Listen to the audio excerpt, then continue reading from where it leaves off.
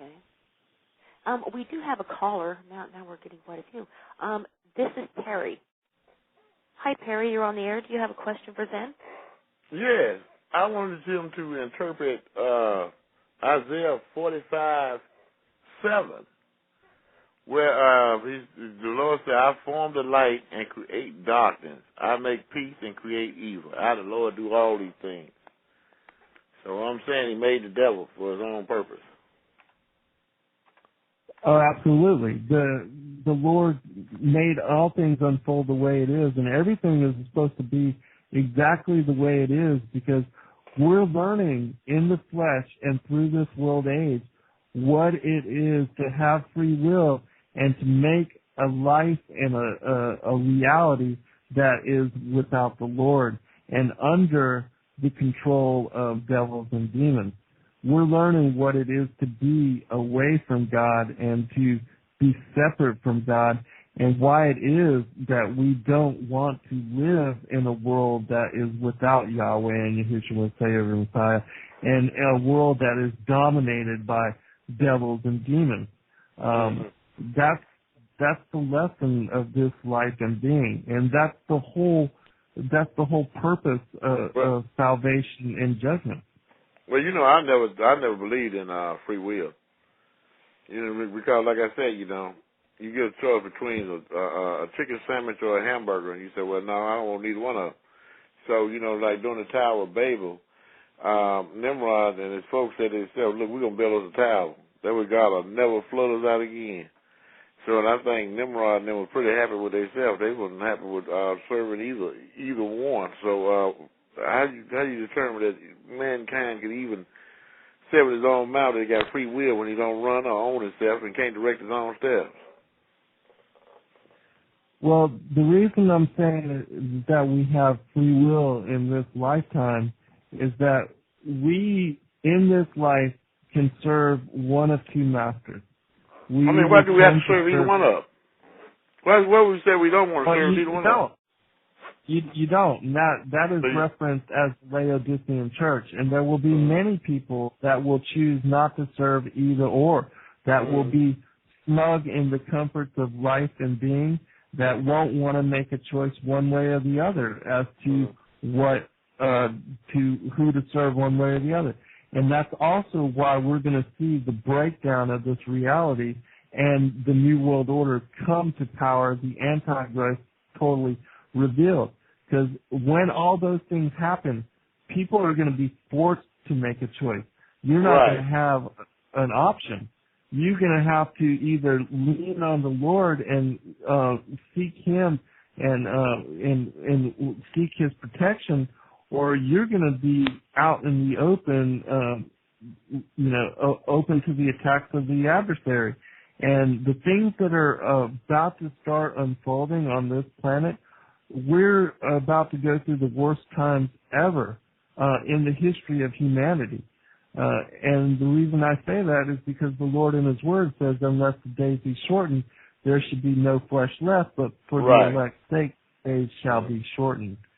And so the Lord tells us, Revelation is not a book of flowers and butterflies. It's a book of very serious persecution of the church, global war, famine, the waves and the seas roaring. All these different things are about to unfold, as Matthew 24 places, as Mark 13 and Luke 21. These three particular chapters show you what will be unveiled. Those particular chapters are when the apostles themselves go and ask Yahushua what will be at the end of days, right before your return. And He gives them a very vivid, detailed description and accounting of life on the planet in that particular time. And He said there will be wars and rumors of wars and all those things. So. Well, I would just like to say that I just believe that I don't have free will to have a moral choice, and I choose to serve the Lord because He made me. And how can the potter ask the potter, why has thou made me? So that's who I belong to. So I think it's just only natural that the thing that comes from the Maker should be loyal to the Maker, because had not the Maker made thee, God wouldn't even exist. Yeah, you would think Lucifer would get that, but he Yeah, he doesn't. would. Well, he had a purpose. He had a purpose, you know, like you said. Then, like I said, he was a tester, too, because you read in Job. Absolutely. You read in Job, he asked him, said, where you going? He said, I'm going to and fro in the earth, seeking whom I may devour. And then he said, hey, Right, have you exactly. ever thought about that servant you got down there named Job? Yeah, I bet if you took everything he had, he'd cut you to your face. Exactly. And he tested him. Same way Jesus was tested in the 40 days he spent out of, isn't that phenomenal though? 40 days and 40 nights he spent in the mountain, and then the Israelites or the Hebrews wandered for 40 years. The correlation Right. is amazing. But I Right. ain't gonna And hold you up. even I enjoy Lucifer listening to you though. Well, I was just going to say that Lucifer then even told Yahushua that if you bow down before me, that I will deliver to you all these kingdoms. And the Lord said, my kingdom is not of this world. And so, you know, Lucifer does have power to set up the kings and queens of this particular world. Yeah, that's the question I wanted to ask you. Somebody in the chat room brought it up too. I wanted to ask you, and ever since I was a kid, I used to ask my mom this. If you're going to throw him out of heaven, and you know that the folks down here are stupid, we were nothing no more than a little bit smarter than animals, why would you throw a superior being like that amongst some weak people like we are? You know, because you read in Genesis, it said that the sons of God seen that the children of men were fair, and they went down and had sex with them. I guess they had to force themselves on them, or the women didn't know what was going on, the same way a man would manipulate a beast. And they had children of great renown, and some called giants, you know, Nephilims. What, you know, all Right. these planets in the solar system. Mars is way bigger than the Earth is, you know, or maybe Jupiter if they wanted that much room because they were giants. Why did he throw them down here? And we couldn't defend ourselves. It's all supposed to unfold right here. This is where the mythic tale of creation is being played out. We are privy to the unfoldment of all things, and we are going to be witness to the final chapters of this unfolding story. And this is the most incredible mythic time to be in, and there's no better place to be. We are given chance and opportunity, and like you, sir, I am a servant of Yahweh as well. I don't define myself by any particular religion or any particular discipline, but I am a servant of Yahweh and Yahushua, Savior, Messiah. I know that He is the Creator and that He sent the Son to bring us salvation, and that judgment is in fact coming. And He is unfolded to me in my book and through the discernment process, in my process of seeking and learning, that all these things are coming into play and that they are in fact playing out before our very eyes. And I want to make one final comment as far as you had mentioned the giants. And if people want to know more about the Genesis 6 tale, you can go to a book called Kebra Nagast, Kebranagast. Chapter 100 is a full, it's a long chapter about the Watchers, why they abandoned their place in the heavens. And it also talks about how when they impregnated the daughters of Cain, how their hybrid children weren't born naturally, but that they came up through the bellies of their mothers and that they split their mothers wide open as they were being born, killing them in the process. Man, it's a very interesting book. That's horrible. That's really horrible. Like I said, it was just defenseless beings. You know, humans were defenseless beings because I get into big arguments about the tree, the tree of good and evil, where Adam and Eve was deceived, and here it is. Like I tell people, they were born grown. As far as I know, they had no formal training, no parents to instruct them, and it's just like if you took two children, a little boy and a little girl, in a room, give them all the toys they want, but set a big bowl of crack in the middle of it and say, look, you can play with all your toys. Just don't touch this crack right here. You turn your back, pretty soon their hands going to be all in the crack. All in the, the cocaine, what you told them not to do. I mean, man was never born with discipline. We don't have discipline. I don't see. I've never seen man discipline. Man discipline only comes through trial and error.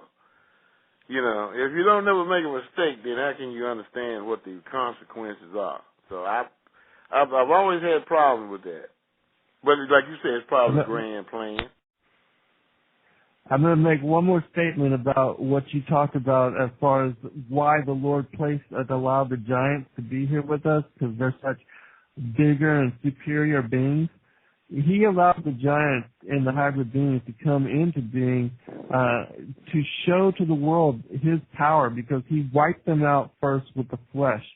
And then, with the flood. And then he wanted to glorify his name by freeing his people from Egypt and then sending them into the promised land. This was a little bitty, squawny, puny little people, and they were going to go in and inherit this land from these giant, massive beings that had huge statures that everybody in the world was afraid of. This was to glorify his name, and that's why he allowed the giants and the fallen angels to interdict into the affairs of humanity. Okay, thank you. Thank you, Perry, for calling in. Calling, Perry. All right. Thanks, Perry. Make sure I mute the right one. We have another caller for you. Zen, do you mind taking another call? Yeah, no problem at all. Okay. Let me find the right one here. Here we go. Sharon, you might have to. Oh, did it work? Hi, caller. You're on the air. Do you have a question for Zen? Hello? Hello? Hello? Am I on? Is this? Yes. You sure are. Oh, okay. First, I just want to send peace and prosperity to the host and guests. My question was, has the host ever studied or heard of the Sumerian tablets? Yes, I've studied a lot of the Sumerian teaching. And I've read all of Zechariah's books. I'm sorry? I've read all of Zechariah's books. Oh, okay. Well,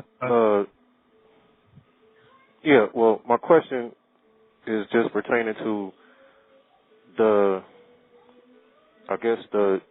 semblance of what the Sumerian tablets has and what the missing books of the Bible contains. Mm-hmm. What I'm referring to is, or what I'm trying to convey is, do you subscribe to the notion of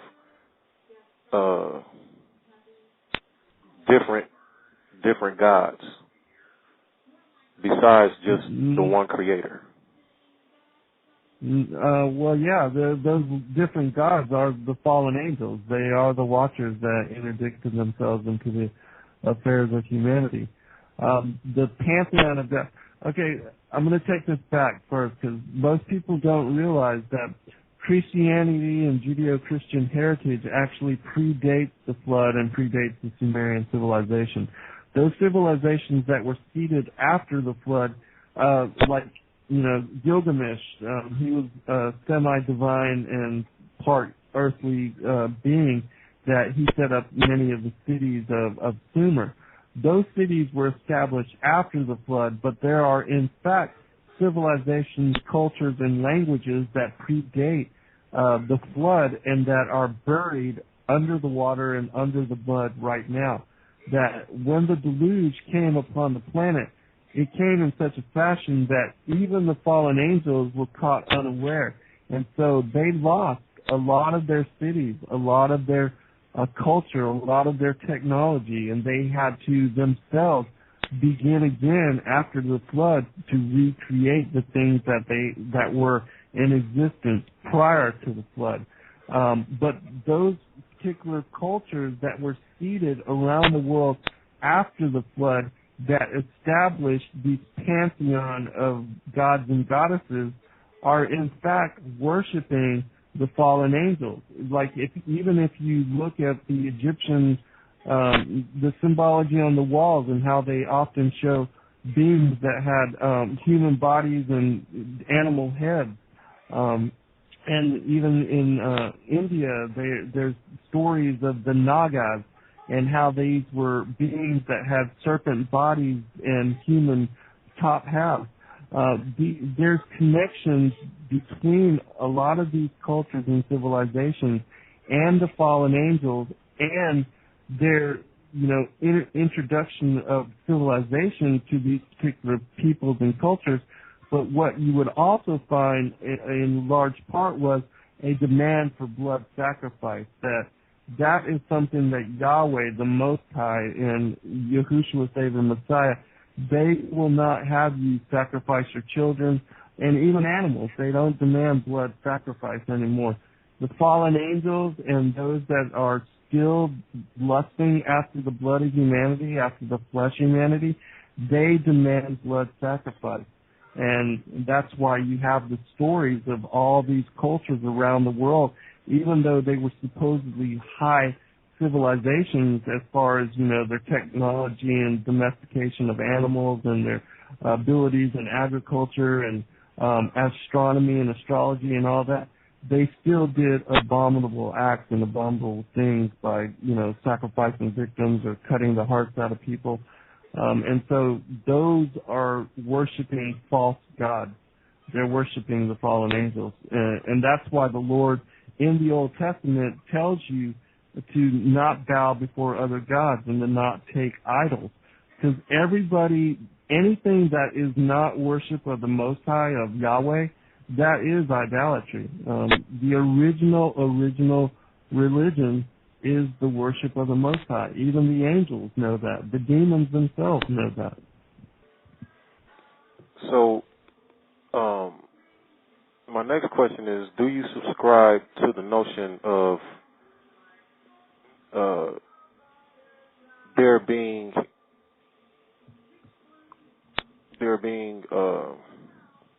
I guess you could say, well, I don't know, would it be gods or humans?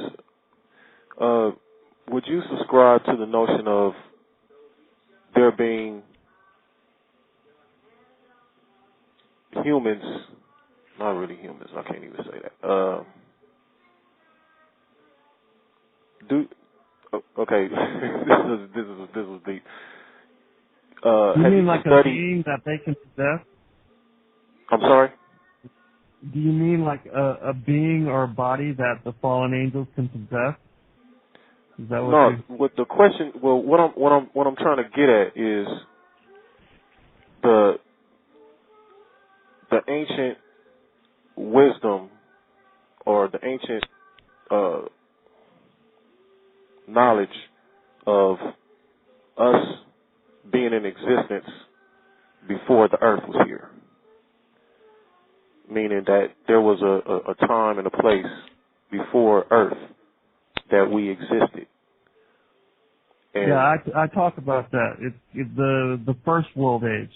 And I discussed that in my book. In the first world age, we are spiritual beings. We were spiritual beings in that we were part of the angels, part of those that were in the war in heaven. We were, as spiritual beings, we were witness then to the fall of Lucifer and to the banishment of the fallen angels.